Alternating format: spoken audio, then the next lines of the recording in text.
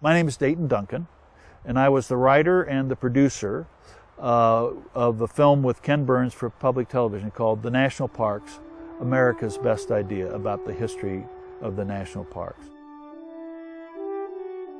They are the embodiment of an idea that when it was first proclaimed was as radical and unique as the Declaration of Independence, which was to say that a nation's most majestic and special, and some would say sacred places, should be set aside not for the rich and for royalty and the well-connected, but for everyone and for all time.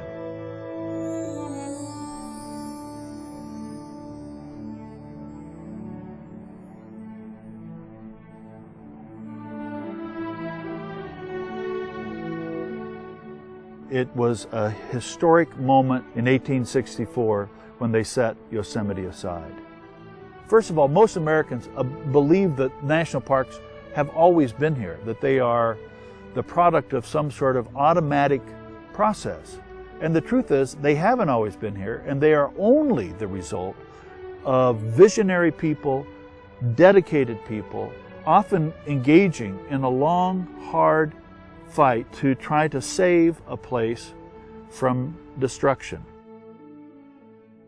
In the 19th century, up until the Yosemite grant, the business of Congress was to dispose of public land through homesteads, for miners, for lumbermen, for the railroads, and something about this place made us stop.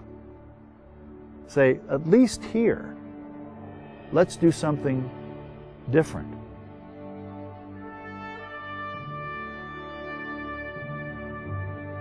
When people compare it to a cathedral, that tells you something, that they see it as a sanctuary, as a refuge, but it has the walls, it has the sacramental water that flows into it. There are trees and meadows. It has all those elements that are both awe-inspiring and yet somehow comforting.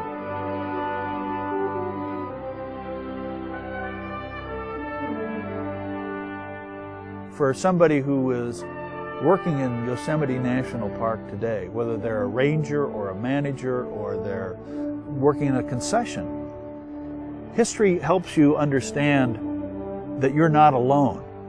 The problems that you face have been faced by other people.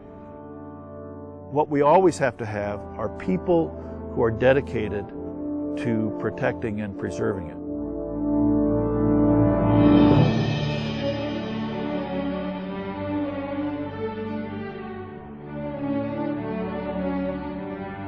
If you make that fight, if you give it that energy, future generations will look back on what you did and thank you.